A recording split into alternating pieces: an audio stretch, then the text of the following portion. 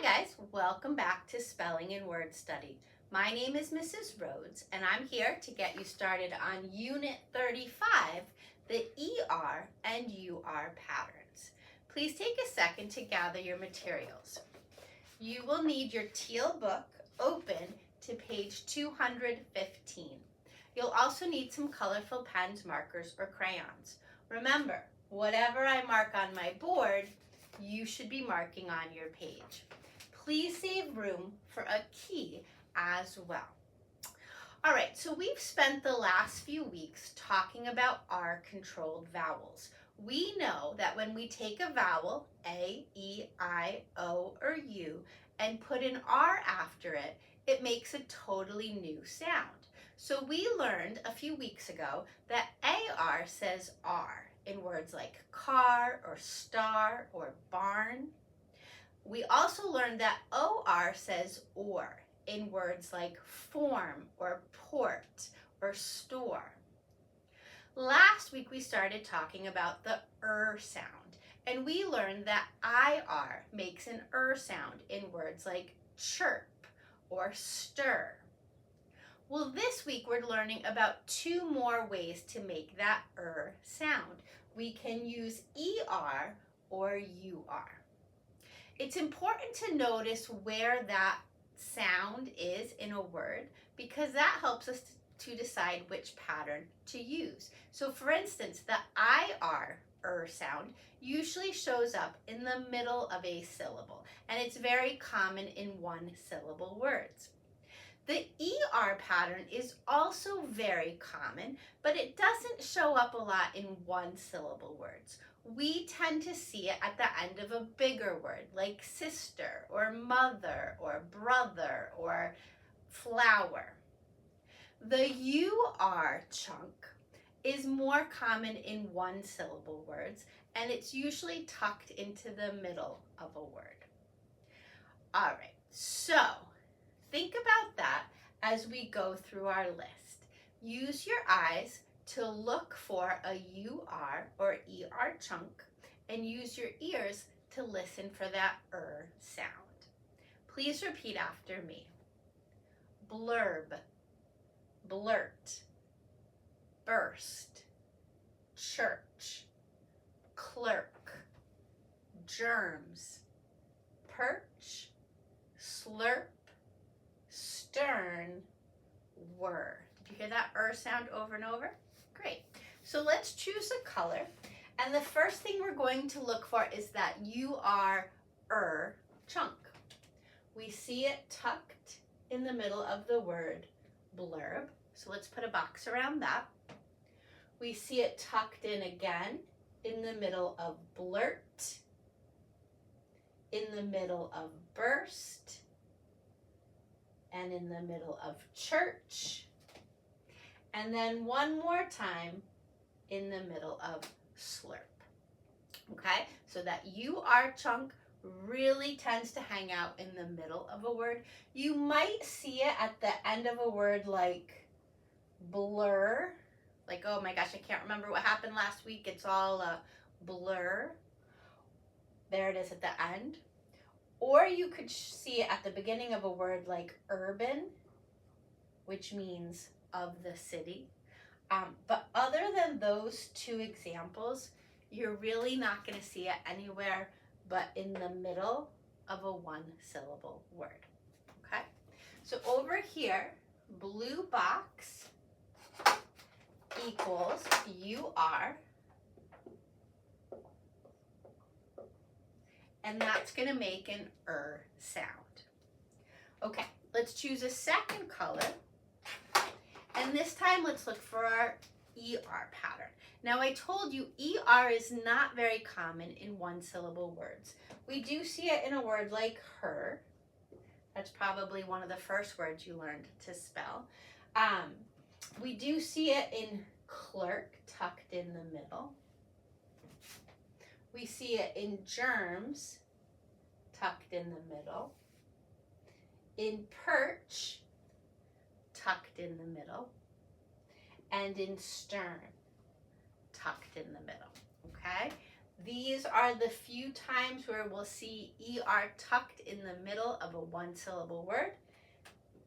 That's really the only one-syllable word I can think of that uses ER by itself at the end of a word.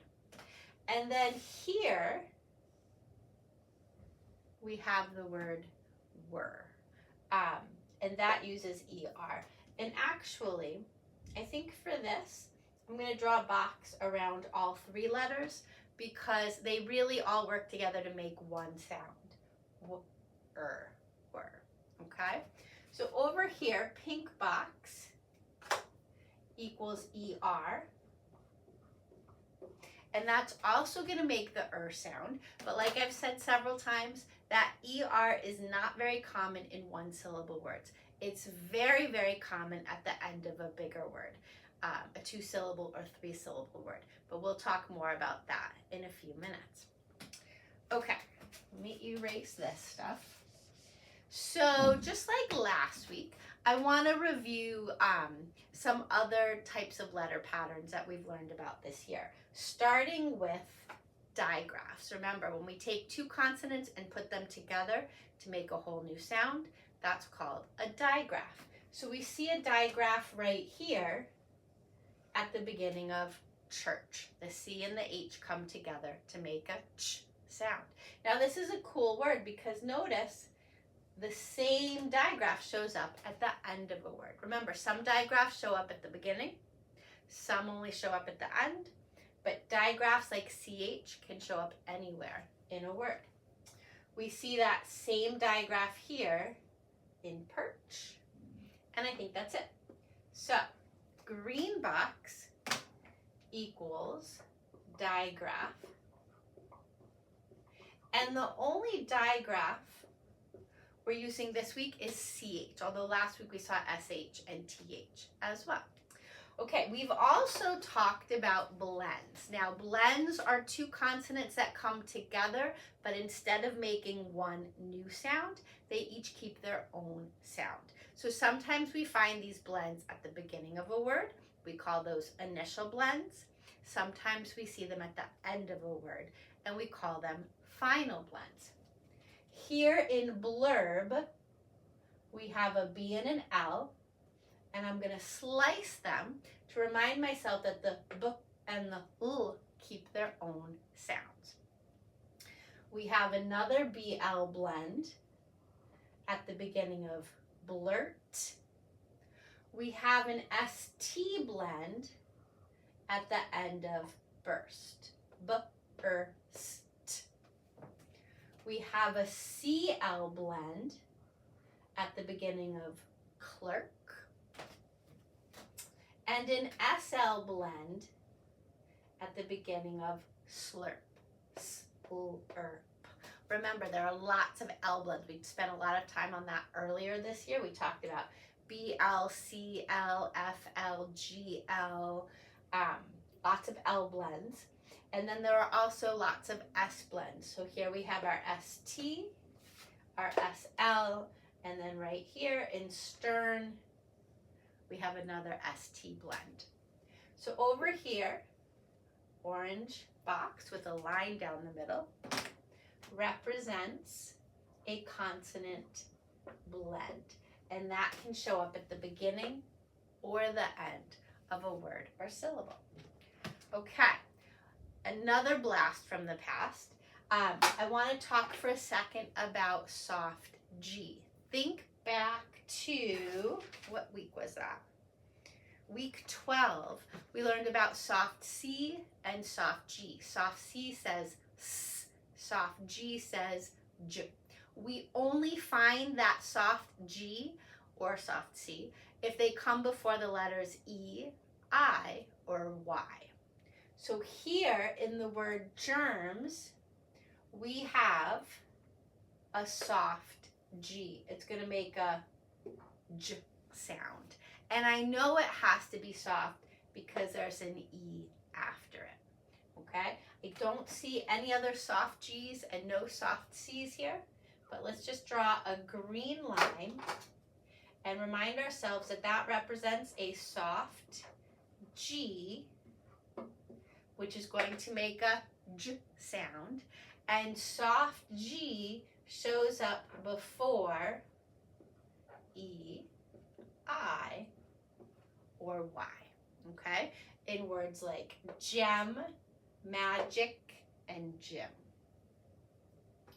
Okay, one more thing I want you to mark up on your list is this S at the end of germs. Do you remember what that's called? We take a whole word like germ and we add an ending to it. What's that ending called? Good, it's a suffix. This S suffix tells us that we're not talking about one germ, we're talking about more than one. So that blue circle represents a plural suffix. A suffix that represents more than one. Okay, so now that we've talked about that, let's go through our words and make sure we know what they all mean. Okay, starting with a blurb. A blurb is a thing. If you go to the library and you're looking for a book and you're trying to decide, is this book interesting? You're not going to read the whole book. Instead, you're going to flip it over and you're going to read the blurb on the back or maybe the blurb on the inside cover. So a blurb is just a short piece of writing.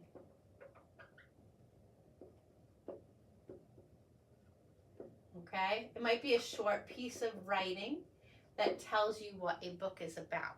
Or if you open up the newspaper and there's just this tiny little blurb that says, oh, the fireworks display is canceled because of thunderstorms. We're going to reschedule them for next week. Just that short little piece of information in the newspaper. It's not long enough to be considered an article, so we call it a blurb, a short piece of writing.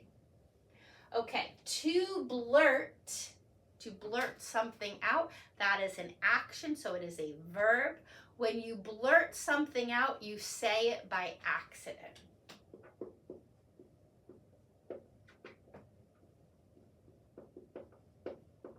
Sometimes we ruin a surprise, right? Because we're so excited, we just blurt it out. Oh, I can't wait for your party. And then we're like, I forgot I wasn't supposed to say that. Right? So sometimes we blurt things out that ruin a surprise. Sometimes we blurt something out, we say something that might come across as mean or hurtful. We didn't say it on purpose, but we just weren't thinking. So if somebody walks into the classroom, maybe they had long, beautiful hair, and now it's cut short, and we blurt out, oh my gosh, what did you do to your hair? We've probably said that by accident, right? Thinking back, we're like, oh, I wish I hadn't said that. I wish I hadn't blurted that out. So to blurt means to say something suddenly by accident. To burst is also a verb. It's an action, right? If you blow up a water balloon, or you blow up a regular balloon and you put too much in it, at some point it's going to burst. It's going to explode. It might burst open. A church is a place where people pray.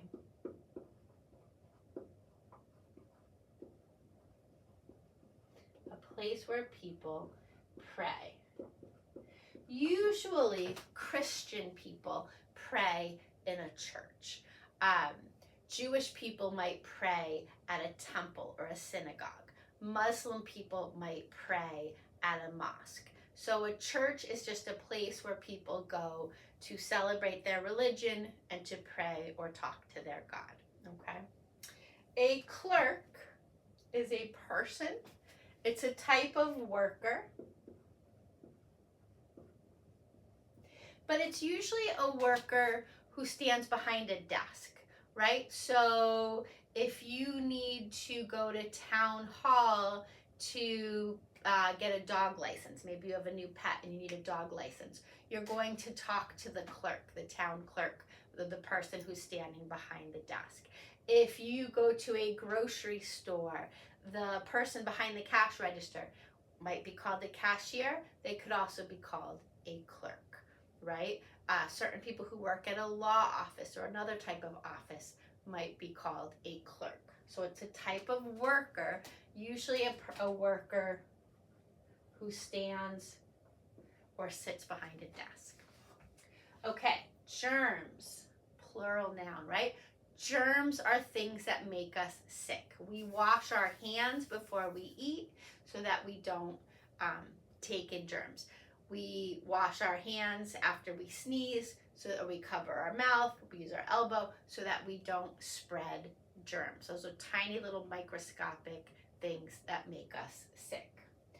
A perch can be a noun. It can also be a verb. So a perch is a sitting place. We think about birds, right? They like to have a perch at the top of a tree, or their perch is on the roof, right? So they can see what's going on. They perch on their perch. If you go to a restaurant, you might perch on top of a stool, or you might perch on a bench. It just means to sit. Slurp is another verb. It's another action word. When you slurp something, you drink it loudly.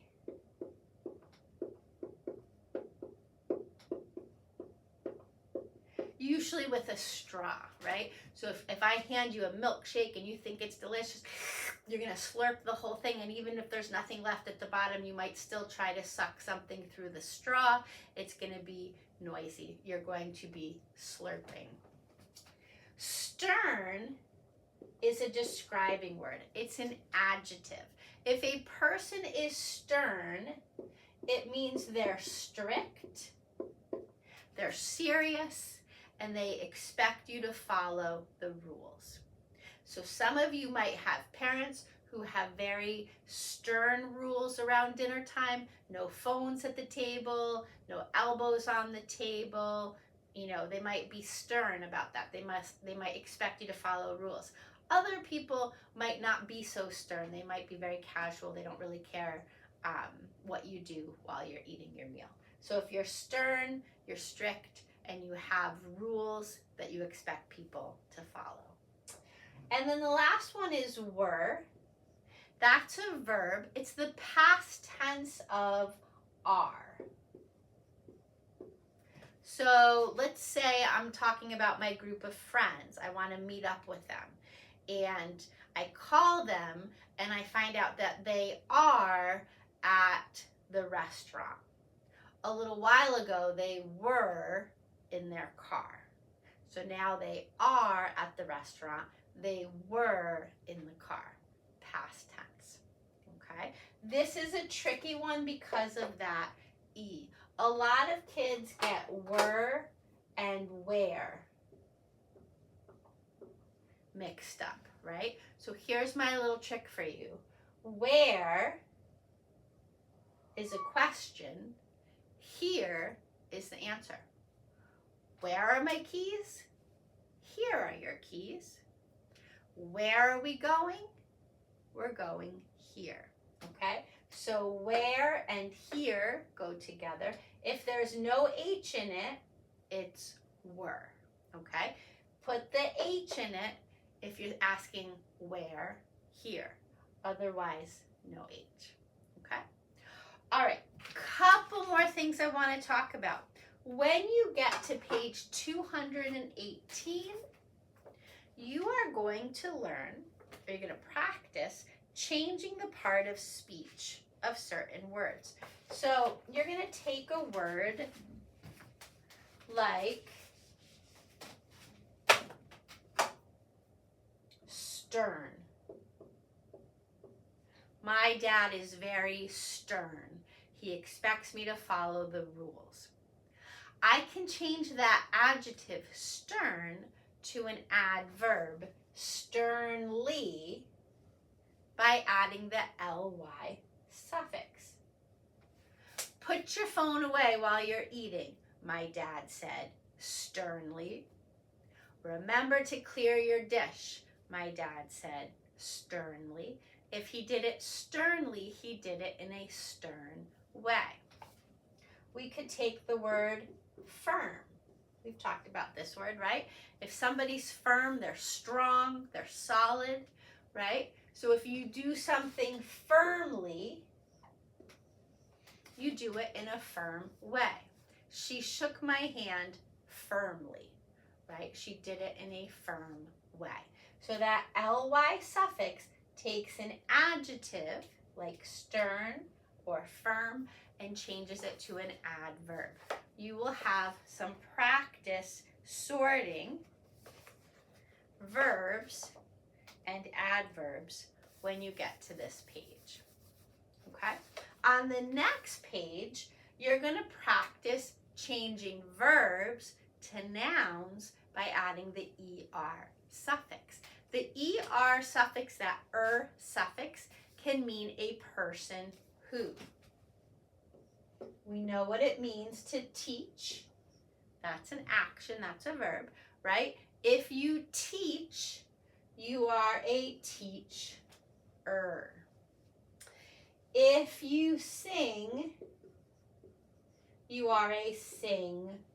Okay? You're going to have other words as well, like player, reader, leader, farmer, and builder. You'll work on that on this page. All right, that's all I have for you today. Good luck, and I will see you next time. Bye-bye.